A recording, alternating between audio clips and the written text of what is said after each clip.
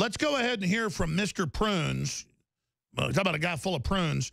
Dan Rather saying Trump's scared. Again, trying to prop up confidence in the faltering Democratic Party that they're winning. Tokyo rose, 1945. The Japanese have defeated America. They dropped A-bombs on Los Angeles and on D.C. The Japanese won World War II. Dan Rather reports. Here it is.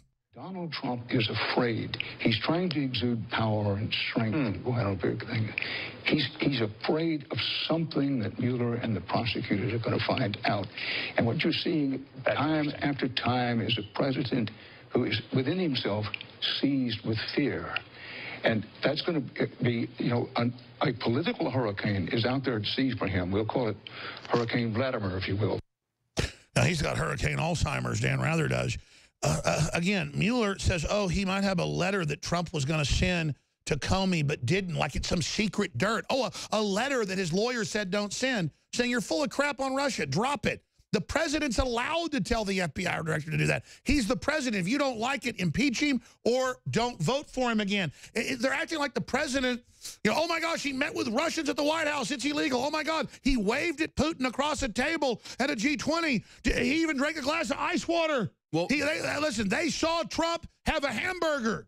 Meanwhile, though, on the other side of the aisle, it turns out that Comey was actually colluding with Hillary Clinton and dropped that investigation before he properly did it. Oh, but there's no special counsel for that. And then you've got right. Maxine Waters saying, we've got our Mueller. He's going to get him. I mean, she's saying he's their lapdog. But you know what the truth is about Dan Rather's comments that he just made, Alex? They are the ones that are scared. Skip the break. It's the spirit cookers that are the ones that are scared. It's the Hillary. And let's say it, they're a bunch of weirdo wimps that have been looking for power their whole lives. And they're about to run out. They're about to run out of power. And that's why they're scared, Alex. And that's why they're con gaming going, we're confident, we're winning, we're going to get rid of Trump and Pence, we're going to get rid of all the red states, we're going to arrest them all, they're all Nazis, we're going to kill them. Jack Posobiec. They are getting hit right now by Hurricane Trump in Washington, D.C. And what you're seeing on the political side is the Trump hurricane is coming at them and is completely uprooting all of this. You know, Scott Adams, who's somebody I listen to a lot, he said Trump is a builder. And right now, we're in the demolition phase. And that's phase one. Phase one of any construction project is you've got to... And by the way, just getting rid of the regulations that were only meant to shut us down, 3.0, they said he could never do that. He did it in 7 months, untold. I'm not going to go through the accomplishments, Jack. They're unbelievable. But you watch CNN, he says no accomplishments, did nothing. Yeah, they'll say he's never done anything. You show that list of accomplishments that people have made. They've made an entire list. Oh, then they say, oh, his daddy gave him everything. How about he won the presidency as an underdog? How about he got $4 trillion in the stock market? How about $400 billion and 1.6 million new jobs? How about new great job numbers today? How about 69% reduction in illegals coming across? How about carbon taxes killed? How about NAFTA and GATT being renegotiated? How about over 1,000 new companies coming back to the United States? How about political correctness having its back broken? How about Al-Qaeda having its ass broken? And he did it all without Congress. Yeah, and they're standing in the way of our tax cuts and repealing Obamacare. We'll have 6% growth rates, they estimate, if they take those balls and chains off us. The boat is tied up to the dock. Trump has us on the boat dragging the dock behind us.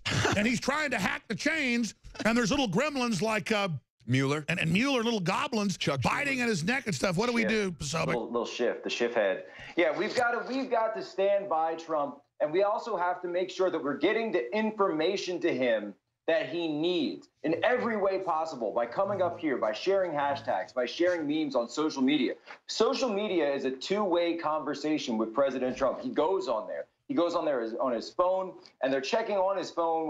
When his phone calls, they're trying to censor the information that's been given to him. But when he has the information, when the president is giving the information of the actual facts of the situation, he inevitably makes the right decision. And they admit there is an informational coup. You know, the term has been used, house arrest, but I think informational coup against the president and informational kidnapping has been taking place, Jack. I would have been so shocked. So when the events of Charlottesville happened, the deplorable, horrible events of Charlottesville happened, Trump was in Trump Tower. He was able to investigate what was going on his own. Had he been in the White House, they would have given him lie after lie, distorted everything, and made him do exactly what they wanted him to do. Instead, he had the full benefit of all the information that was out there on the table and was able to make his own decision into what he was going to say and the statement he was going to make. And he's been proven, 2 weeks later, that he was 100% correct in condemning both sides. And now all of the media is suddenly admitting, oh, yeah, Antifa is violent. That's true. They actually were violent. Yeah, huge victory. Everything reversed. Their whole giant hoax of 3 weeks reversed. Glenn Beck going bankrupt, collapsing. Total Benedict Arnold. We're just having victory, victory, victory. Again, Glenn Beck was the canary or the weasel in the hen house. They thought they could send him in to kill a bunch of chickens. It didn't work. Yeah. I mean, everything they're doing, they're coming up zeros. And they're coming up snake eyes. They're coming up zip. All the bigots in Texas are just helping one another out no matter what. You know, so there's all the bigots in Texas that voted for Trump. So everything they've said has been proven wrong. I don't understand. Why are all these people in Texas trying to help each other? I thought we were told that Americans hated each other. Yeah, can we show Paul Watson's article about why liberals are triggered by Hurricane Harvey? Just there's hundreds and hundreds of photos and videos of everybody of every skin color, all the human race helping each other, Jack. Yeah, show me a video of any American down there in Texas saying, I'm not going to help that person because of their skin color. It doesn't exist. Oh, actually, you have Linda Sarsour saying don't donate to white groups. Yeah. Only the left is saying don't help white people. I'm sorry, yeah. There you go. I stand corrected. Yeah, so you're wrong, Jack. See, I knew it. We got it. Right, we got Jack. Right. We got fake news. You got me on one. You got me once. Linda Sarsour. Darn you, Linda Sarsour. And her women's march on their official Twitter said, give money here, don't give it to white people, using that manipulation when it goes right into a Hamas rat hole. It's a super PAC, and she brags about it. Kamala Harris, the senator there, there's a 3.5% surcharge on hers, and all of that goes to Act Blue. This is Kamala Harris, and believe me, I track what the left is doing. Kamala Harris, they want her to be the next Hillary. They want Senator Harris to be the next candidate. They want her to run, but she is taking this money from Houston victims and directing it towards Act Blue, which is this huge Soros PAC. And you can see, she doesn't care. You can see Kamala Harris's arrogance is starting to shine through. She knows that she's been picked by the establishment to be the next Democrat frontrunner for president. Bernie Sanders already failed. They can't try to resurrect that group of people. Look at this dirtbag. Look at Sarsour. That'll be a nice little team of Sarsour and Kamala Harris. Yeah, and that's the amazing thing too, Jack. They actually think that Sarsour 2020. They actually think these people will win. That's the craziest part about it. They actually think that Kamala Harris is gonna be able to win. No, people know who Kamala Harris is. Well, they want to move the goalposts and demoralize us. I think we're so beaten. Some woman that pushes jihad, the overthrow of the country, that swindles money. I mean, that's like Hillary. I guess they thought we were about to reelect her. You gotta swindle flood victim money, whether it's Houston or whether it's Haiti. Yes, just swindle money from a devastated area. As long as the city or country has an H in the name. Is there any way we can get Laura Silsby to just happen to walk across the border with some young children too? That'd be great. And then change her name and be running a charity for Democrats again with kids. Yeah. And a lot of this is coming up next week in the trial with Bob Menendez, senator of New Jersey. It's amazing how the mainstream media isn't even talking. Yeah, you never hear. Just every time you turn around, Democrats are in bed with little kids with little trial. Yeah, Bill de Blasio has an intern that has hundreds of videos and child pornographic images on his computer. That's a direct. I mean, look, Mendez doesn't look like a pervert or anything. No, he doesn't look like a. Looks like a Ferengi. Look at this guy. Look at this guy with Anna Navarro going after him. Yeah, how the word is he's actually an interdimensional spider that chooses the form of that clown to horrify children because it salts the meat. Would you smash Menendez? You know why clowns are associated with pedophilia and murder? I already knew this, but I did my research for about an hour this morning. It's in all major anthropology that red nose, red around the eyes, white on the face was gods that you sacrificed children to, and the ancients believed that those were demons they were giving children to. And so archetypally, whether you believe they were aliens or not, it is like an alien that's come here that poses as a clown, as a priest to kill children. Pretty crazy, huh? I'm not surprised. There's always... I was in Bangor. I was at Stephen King's house. I was trying to go in there after he wrote the book. He wrote it. He's got the new movie coming out. Yeah, it's got the resurgence now. Yeah, Trump blocked him on Twitter, so I went up there and I stood out front of his gate, which he has, of course, a giant gate in front of Stephen King's house. Oh, yeah, can't have a fence, yeah. That's a loving gate. But he's got the giant gate. No, it's a loving, welcoming gate. I'll tell you, Stephen King knows the plan. The Running Man, he knows what's going on, how they're going to use flu to kill everybody in a vaccine. He knows, but has decided to join it. Very evil person. No, he wrote that in the 70s. He wrote that in the 70s, The Stand. Oh, he's an put insider. all of this out there. He's an put insider. all of this out there, and then they blocked him, and he says he doesn't want Trump to go see the new It movie. He doesn't want to see any of this stuff because he's going against Trump. But it's like, wait a minute. Trump talks about the stuff that you wrote about. He gets that stuff out there, but you're just going to be unhinged against him because you don't like him. Craziness. Well, I think the explanation for that is you've got, on both sides of the aisle, you've got people that have, you know, quote unquote, woken up, taken the red pill. So you have the Alex Jones of the world who says, I want to lift the people up. I want to enlighten the people. I'm going to dedicate my life to getting this information to people so that they can be empowered. Let me tell you something. The other side of the aisle says, when he wrote this information, I'm going to keep it to myself. When he wrote it, no one knew that devil worshippers dress up in clown outfits and torture kids to release endorphins before they drink their blood. No one knew that when he wrote it. We've now confirmed the British royalty do it. It's been in the British news. He needs to be asked, how did he know it? I've been reading this stuff, vampires, all of it. How does he know all that? Just saying. Listen, I'm going to turn this over to you guys right now. I want to take one more call that's been holding. We'll go to Elka and Bill and others if you guys want to after. But Josh, thanks for holding from Oregon. You're on the air. Hello, can you hear me? Yes, go ahead. Oh, awesome. Hey, so I've got a comment about the hurricane, but real quick, can I give you a little bit of information about General Kelly? Yes, go ahead. Okay. So General Kelly actually endorsed the critical infrastructure designation by Jay Johnson. It was only in one article that I saw, and that was SCW. Hold over. This is too big, Josh. You've been holding. Critical infrastructure designation for the elections allowed them to federalize it deep state once Trump was elected because they were planning an overthrow in a new emergency election, which is what they do in third world countries. We're going to come back to Josh. I didn't know this. Give us the source during the break. I believe you. This is big breaking news. Because if that's the case, it shows a real mole's gotten in because he's positioning the overthrow of the president and then already endorsed the COG transfer, which Kelly will be acting president during that emergency. Just like Alexander Haig tried to do, saying, I'm now in charge, I'm now in command. Stay with us. I'm Alex Jones. This is InfoWar.